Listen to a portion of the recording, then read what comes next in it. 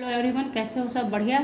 तो आज के अपने क्लास का टॉपिक है क्लास 11 से यूनिट 4 केमिकल बॉन्डिंग पढ़ेंगे हम लोग, जिसमें हम लोग पढ़ेंगे मॉलिक्यूलर ऑर्बिटल थ्योरी, जिसे एमओटी भी बोलते हैं। ठीक है, तो मॉलिक्यूलर ऑर्बिटल थ्योरी जब आप पूरी तरह से जान जाएंगे, पढ़ लेंगे, तो आपको इससे नंबर ऑफ क्वेश्चंस जैसे एमसीक्यूज आने का संभावना अब ज़्यादा हो गया है। अब तो जान ही रहे हैं आप लोग कि तौर तरीके बदल रहे हैं एग्जामिनेशन के ड्यू टू कोविड। तो इसलिए यहाँ पे बहुत ज़रूरी हो जाता है कि आप किसी भी टॉपिक को डिटेल में पढ़ें, बहुत अच्छे से पढ़ें, ताकि कोई भी क्वेश्चन आपसे रह नहीं जाए। ठीक है, तो एमओटी जब आप पढ़ लेंगे तो क्या होगा कि इससे रिलेटेड जैसे magnetic behaviour of molecule, strength of bond, types of bond, आपका ऑर्डर ऑफ बॉन्ड, ये सब बहुत सारा, रिएक्टिविटी ऑफ मॉलिक्यूल, बहुत सारा ऐसा क्वेश्चंस है जो इससे रिलेट करता है। इसी के थ्रू आप उसका आंसर कर पाते हैं। इसलिए एमओटी आपको पढ़ना है थ्रू आउट अच्छे से। एक एक इसका जो नियम है, कैसे बनता है, कि किस तरह के ओवरलैपिंग से बनेगा, कितने प्रकार का होगा, ये सारी बातें आपको सीखनी है। ठीक है, तो ये हुआ इसका कि एमओटी पढ़ने से क्या क्या आप कर सकते हैं। कुछ नहीं है, जितना नाम अच्छा है उतना ही पढ़ना आपको आसान लगेगा, बहुत इंटरेस्टिंग लगेगा। जब एक बार आप इसे पढ़ लेंगे तो बहुत मज़ा आएगा आपको इसको बनाते वक्त। ठीक है, तो एमओटी मॉलिक्यूलर ऑर्बिटल थ्योरी जो है, ये हुन्स और मोलिकन्स ने 1932 में डेवलप किया था, जो एक्सप्लेन करता है magnetic behaviour as well as relative bond strength of molecule, जिसे आप जानते हैं किस नाम से, एमओटी, मॉलिक्यूलर ऑर्बिटल थ्योरी। ठीक है, तो ये आप ध्यान रखेंगे कि आपका ये हुन्स और मोलिकन्स का दिया हुआ है। ठीक है, इन्होंने 1932 में, ये ऐसा डेट वाइज ये याद रखना बहुत ज़रूरी नहीं है, सिर्फ आप बोर्ड एग्जाम के लिए ये याद रखते हैं। ठीक है, इससे क्या होता है, magnetic behaviour and relative bond strength आप पता कर सकते हैं। ठीक है, तो ये हो गया। अब यहाँ पे समझिए, अब आप क्लास स्टार्ट हो रही है, आप लोग बहुत केयरफुली सुनेंगे। ठीक है, देखिए क्या है कि एटम्स, जैसे मॉलिक्यूल कब बनता है, आप लोग ये जानते हैं कि जब एटम कंबाइन विथ एटम करता है तब क्या बनता है, मॉलिक्यूल बनता है। ये एक कॉमन थ्योरी है जो कि केमिस्ट्री में हम लोग बहुत दिनों से पढ़ते आ रहे हैं। एटम्स जब एटम से मिलता है तो जो बनता है वो होता है मॉलिक्यूल। तो बस यही जो थ्योरी है, इसी को फॉलो करेंगे हम लोग। बस इसमें थोड़ा सा और हम लोग एडवांस हो जाएंगे, जैसे हम लोग का क्लासेज आगे की ओर बढ़ता चला जाता है तो थ्योरी, कोई भी चीज़ एडवांस लेवल पे हम लोग पढ़ने लगते हैं। तो उसी तरीके से यहाँ पे है कि एटम्स मिलेगा तो मॉलिक्यूल बनेगा। तो जब एटॉमिक ऑर्बिटल ओवरलैप करेगा तो मॉलिक्यूलर ऑर्बिटल बनेगा। अब इसी मॉलिक्यूलर ऑर्बिटल के बनने में जो जो थ्योरी है, जो जो नियम हैं, रूल्स हैं, उसी को बोलते हैं मॉलिक्यूलर ऑर्बिटल थ्योरी। बात आ रही समझ में, है ना?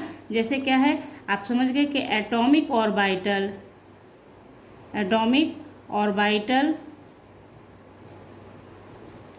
प्लस एटॉमिक ऑर्बिटल मिलेगा तो बनेगा हमारा,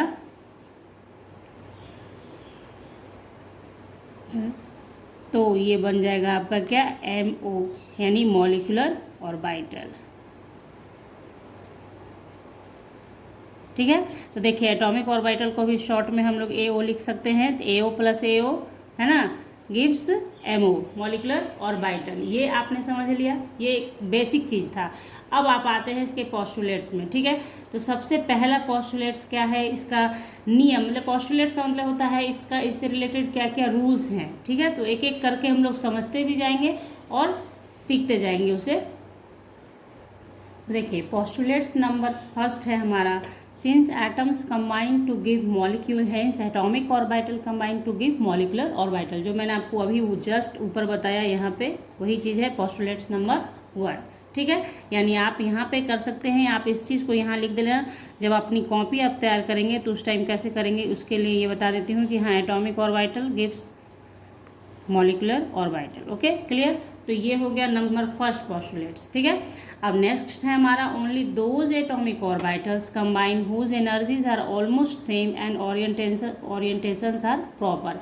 यानी कहने का मतलब ये हुआ कि ये तो समझ गए हम लोगों ने कि एटॉमिक ऑर्बिटल जब मिक्स होगा तब आपका मॉलिक्यूलर ऑर्बिटल बनेगा।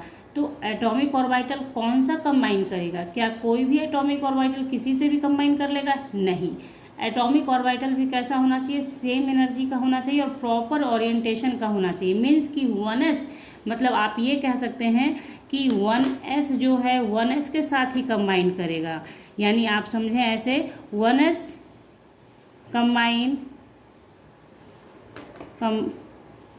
combine with 1s not with 2s। समझ में बात आई? क्यों? क्योंकि 1s का एनर्जी एक होगा, ओरिएंटेशन प्रॉपर होगा एक जैसा, जिसके कारण ओवरलैपिंग जो होगा, मिक्सिंग जो होगा वो आसानी से होगा। 1s और 2s का ओवरलैपिंग नहीं होगा क्योंकि एनर्जी का भी डिफरेंस होता है। तो यही चीज़ है rule number 2, atomic orbital of same energy और सेम ओरिएंटेशन या प्रॉपर ओरिएंटेशन कहेंगे आप, तो वो आपका मिक्स होगा, नहीं कि दूसरा। तो ये आप समझ गए कि 1s से 1s जाएगा, 2s के साथ 2s जाएगा, 2p के साथ 2p जाएगा। ऐसा भी नहीं होगा कि 2p के साथ 3p चला जाएगा। बात आ रही समझ में? तो ये चीज़ है। तो कहने का अर्थ है ऐसे कि 1s से जब है तो 1s मिक्स करेगा, ठीक है, और 1s मिक्स करेगा। और इसके बाद मिक्सिंग की बात बताई जाएगी आपको कि इसमें 2 तरह का ऑर्बिटल बनेगा, जो अभी आपको आगे के पोस्टुलेट्स में पढ़ना है, ठीक है। तो नेक्स्ट हम लोग देखते हैं, नेक्स्ट नंबर पोस्टुलेट्स क्या है हमारा। और यहाँ देखें, the total number of molecular orbital formed are equal to total number of combining atomic orbital, यानी जितना एटॉमिक ऑर्बिटल कंबाइन होगा उतना ही मॉलिकुलर ऑर्बिटल बनेगा। ये most of the important point है।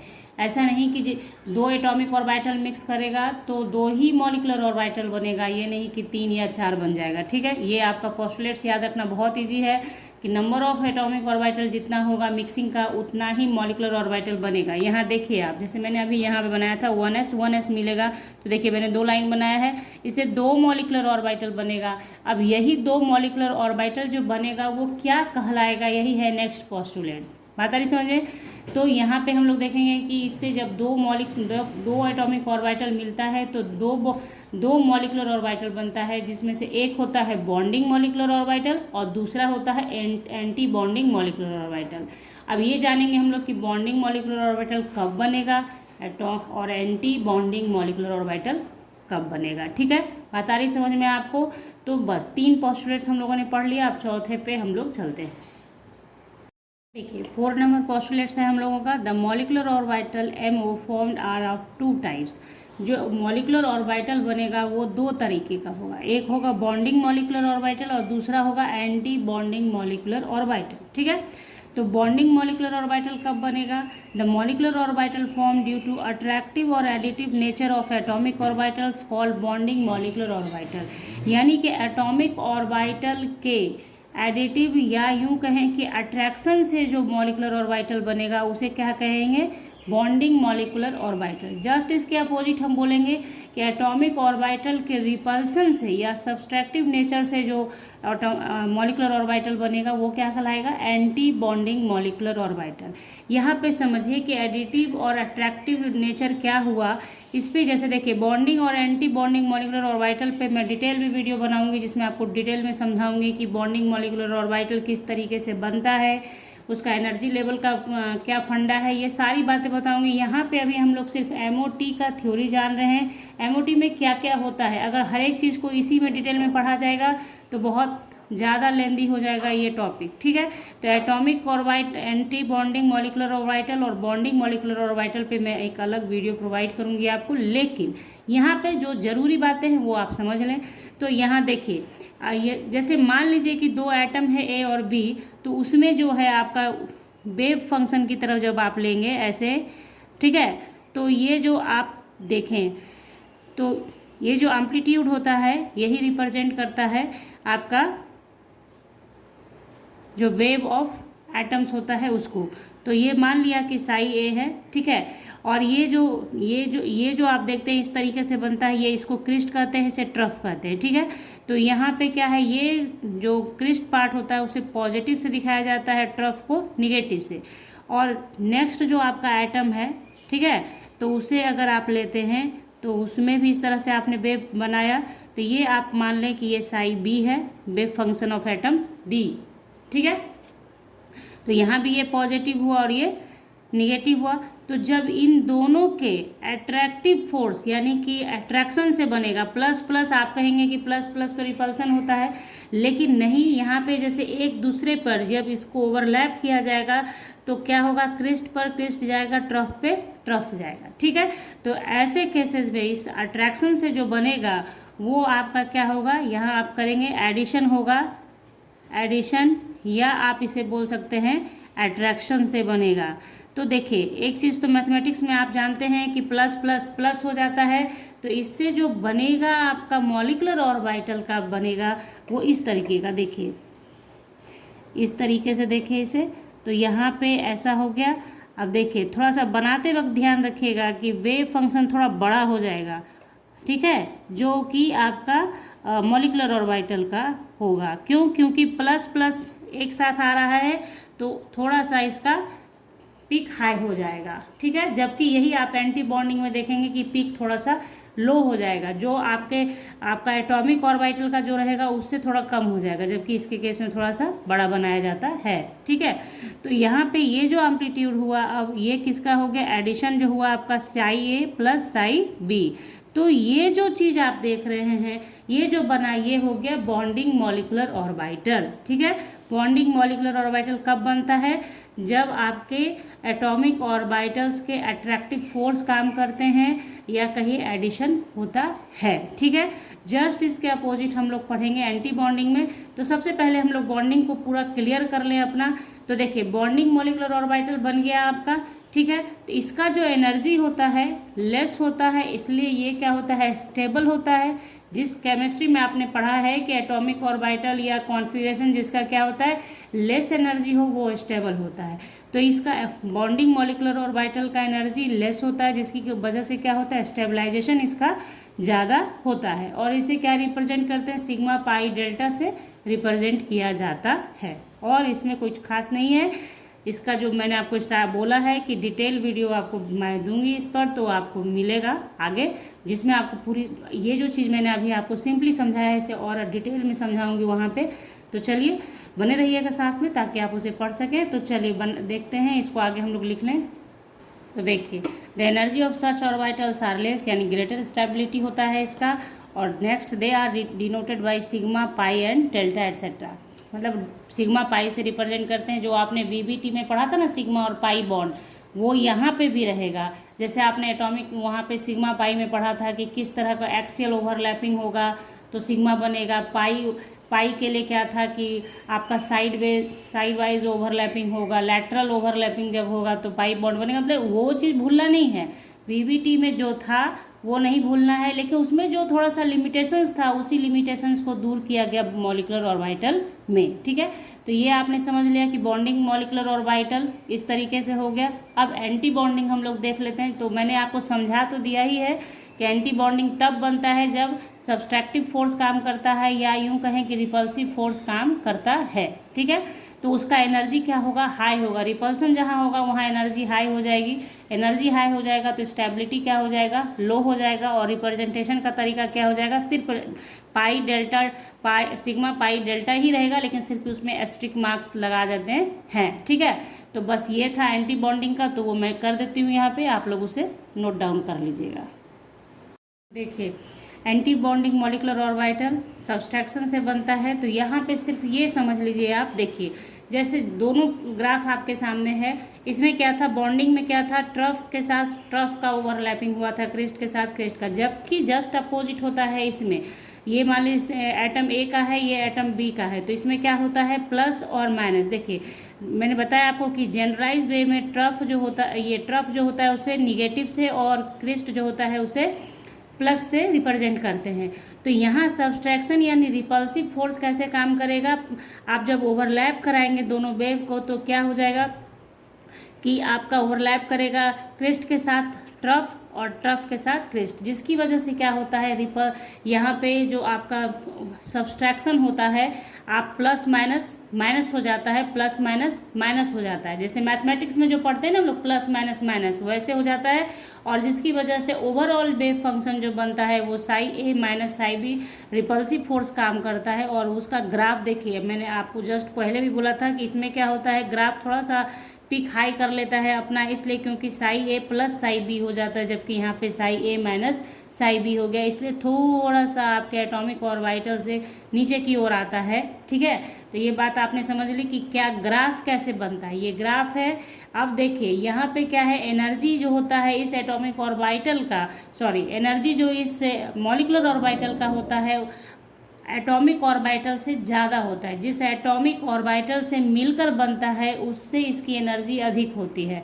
ये आपको ग्राफ है, ये एनर्जी की बात नहीं है, ये एक ग्राफ जो बनाया गया है, ये वेव फंक्शन पे डिपेंड करता है, ये अलग चीज़ है। इसलिए मैंने आपको कहा है कि मैं इस पर डिटेल में वीडियो दूंगी आपको, जहाँ पे आपको समझाऊंगी उस तरीके से। ठीक है, लेकिन ये सिर्फ आपको रिपल्सन और अट्रैक्शन समझाने का था कि ये अट्रैक्शन हो गया और ये रिपल्सन हो गया, लेकिन यहाँ ये नहीं समझना है आपको कि ये ग्राफ बड़ा हो गया तो इसका तो एनर्जी ज़्यादा होना चाहिए था, इसका एनर्जी कम होना चाहिए था, ऐसा नहीं है। एनर्जी किसी और चीज़ पे डिपेंड करता है, इसलिए यहाँ पे उसके बारे में मतलब वो चीज़ अलग से आपको बताया जाएगा। ठीक है, तो यहाँ देखिए एनर्जी जो होता है इसका एंटी बॉन्डिंग मॉलिक्यूलर ऑर्बिटल का जिस एटॉमिक ऑर्बिटल से मिलकर बनता है उससे ज़्यादा होता है, इसलिए इसका स्टेबिलिटी कम होता है, लेसर स्टेबिलिटी होता है। और इसे रिप्रेजेंट करते हैं, एस्ट्रिक लगा देते हैं सिग्मा वाले में, तो ये रिप्रेजेंटेशन इसका हो जाता है। तो ये हो गया कि आपका मॉलिक्यूलर ऑर्बिटल मिलता है, तो ये एटॉमिक ऑर्बिटल मिलता है तो दो तरह का बॉन्ड ये मॉलिक्यूलर ऑर्बिटल देता है, जिसमें से एक है बॉन्डिंग और दूसरा है एंटी बॉन्डिंग। देखिए हम लोगों ने मॉलिक्यूलर ऑर्बिटल बना लिया, अब बारी आती है इलेक्ट्रॉन के फिलिंग की। जैसे एटॉमिक ऑर्बिटल में इलेक्ट्रॉन फील्ड होता है तब हम लोग इलेक्ट्रॉनिक कॉन्फ़िगरेशन लिख पाते हैं, उसी तरह से मॉलिक्यूलर ऑर्बिटल जब बन गया आइदर बॉन्डिंग या एंटी बॉन्डिंग, ठीक है, तो क्या है दो उसमें इलेक्ट्रॉन का फिलिंग कैसे होगा, इलेक्ट्रॉन कैसे फिल करेंगे, उसके लिए वही रूल फॉलो करना है जो आपने एटॉमिक ऑर्बिटल में फॉलो किया हुआ है।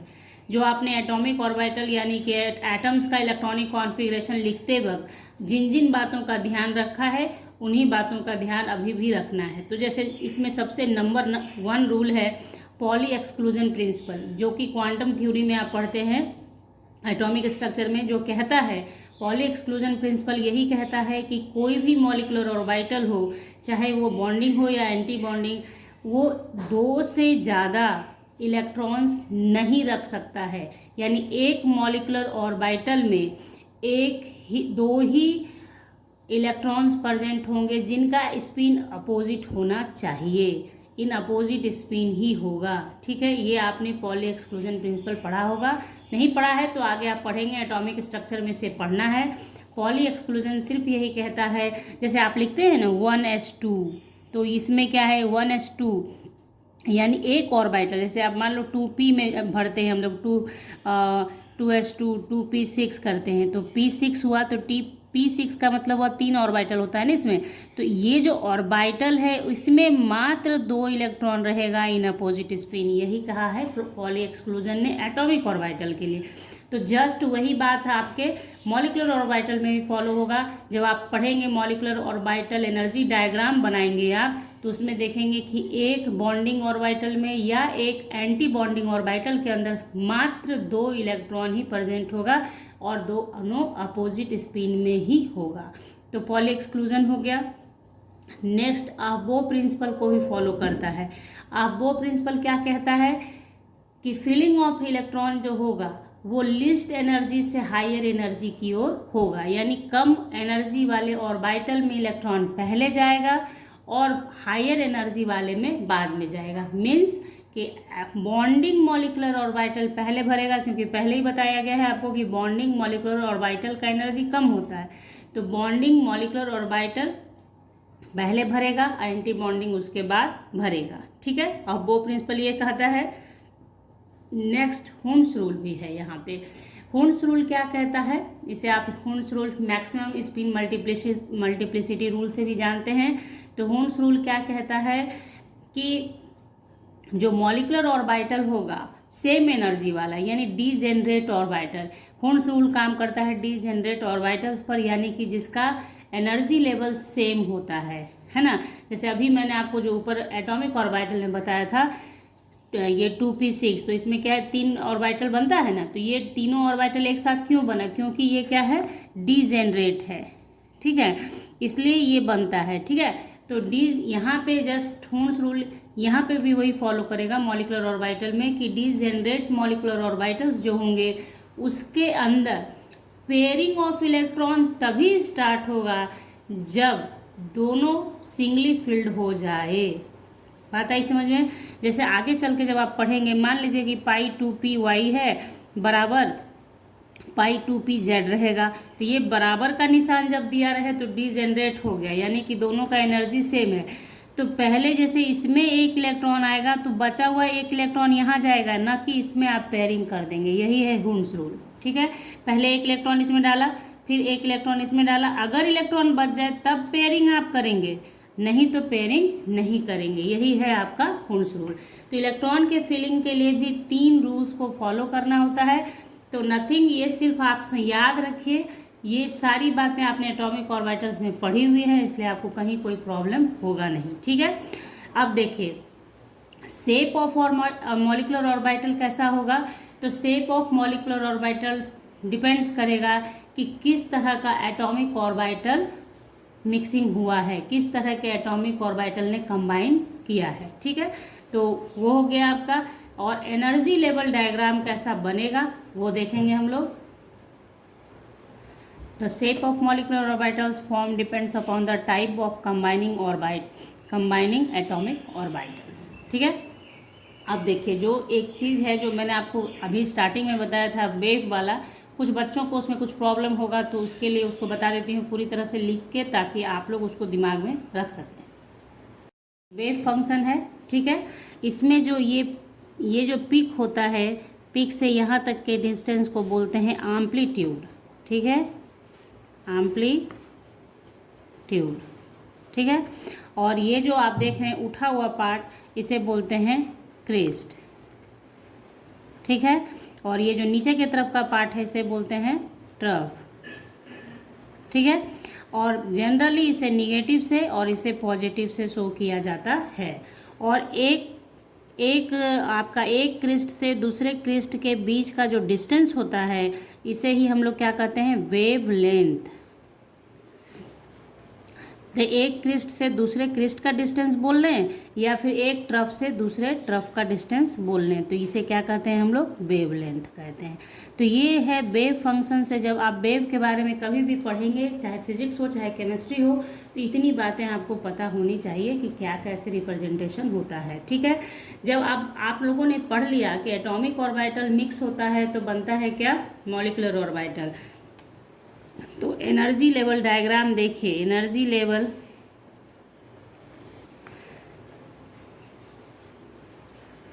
कैसे होगा, आप सिंपली थोड़ा सा समझ लें कि जब एटॉमिक ऑर्बिटल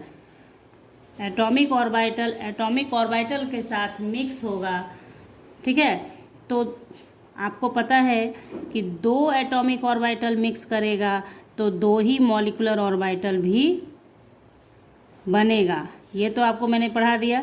ये है जो हमारा, देखिए ये है यहाँ पे, ये है एटॉमिक ऑर्बिटल, ये है एटॉमिक ऑर्बिटल। ठीक है, जब एटॉमिक ऑर्बिटल मिक्स होगा तो बनेगा क्या, ये बना क्या, मॉलिक्यूलर ऑर्बिटल। ठीक, नीचे की ओर जो बना वो बॉन्डिंग मॉलिक्यूलर ऑर्बिटल। ठीक है, और ये ऊपर की ओर जो बना है ये है anti bonding molecular orbital. Energy का जो डायग्राम बनता है वो ऐसे रहेगा, यानी एनर्जी आपका ऊपर की ओर बढ़ रहा है। मैंने बताया आपको बॉन्डिंग मॉलिक्यूलर ऑर्बिटल का एनर्जी कम होता है और एंटी बॉन्डिंग का ज़्यादा होता है। तो एंटी बॉन्डिंग ऊपर की ओर जाता है और ये नीचे की ओर। और जान लें आप कि जब एटॉमिक ऑर्बिटल मिक्स होता है तो जितना बॉन्डिंग ऑर्बिटल का एनर्जी कमता है, यानी कम रहा है, उतना ही एटॉमिक ऑर्बिटल का ज़्यादा होता है। तो दोनों एक दूसरे को कंपनसेट कर देता है। तो ये एक सिंपल सा डायग्राम हुआ। मतलब जब आप बनाएंगे, यानी आपको पढ़ाया जाएगा energy level diagram for different molecules, molecular orbital से रिलेटेड, तो वो मैं आपको अगले क्लास में पढ़ाऊंगी। जितना थ्योरी अभी बताया है आपको एटॉमिक, और अगर आपको MOT पूछता है एग्जामिनेशन के अंदर क्लास 11th में, तो आपको ये लिखना है जो आज बताया गया, ठीक है। और अब इसके आगे क्लास में मैं आपको दूसरा जो नेक्स्ट क्लास होगा अपने चैनल पे, उस पे मैं आपको यही बताऊंगी कि किस तरह से एनर्जी कितने से कितने नंबर ऑफ इलेक्ट्रॉन्स का किस तरह से मॉलिक्यूलर ऑर्बिटल कॉन्फ़िगरेशन आप लिख सकते हैं, किस तरीके से बनाएंगे। बहुत इंपॉर्टेंट है वो पढ़ना, इसलिए उसका एक अलग उसको अलग क्लास में पढ़ाऊंगी ताकि आप लोग के समझ में अच्छे से आ जाए। तो यहाँ तक आप लोगों ने समझ लिया है, इसको याद दिमाग में बैठा के रखिए, इसी पे डिपेंड करेगा जो मैंने बोला है अभी जस्ट पहले उसको बनाना, ठीक है। तो ये था आज molecular orbital theory. I hope कि आपके समझ में पूरी तरह से आ गया है। थ्योरी लिखना आपके लिए आसान है, रटने की आपको ज़रूरत नहीं है। एक बारी जब आप पूरी बात को सुन लेंगे उसके बाद आप अपनी कॉपी पे लिखेंगे, आपके दिमाग में रह जाएगा। तो नेक्स्ट क्लास के लिए सब्सक्राइब कर लें चैनल को विथ बेल आइकन, ताकि आपको जैसे ही वीडियो डालूंगी नोटिफिकेशन मिलेगा। और जल्द ही हम लोग मॉलिक्यूलर केमिकल बॉन्डिंग से MCQs बनाना स्टार्ट करेंगे। तो थ्योरी को अच्छे से पढ़िए ताकि आप ज़्यादा से ज़्यादा MCQs में स्कोर कर सकें। तो चलिए मिलते हैं आपसे नेक्स्ट क्लास में, तब तक के लिए bye, thank you, take care, have a nice day.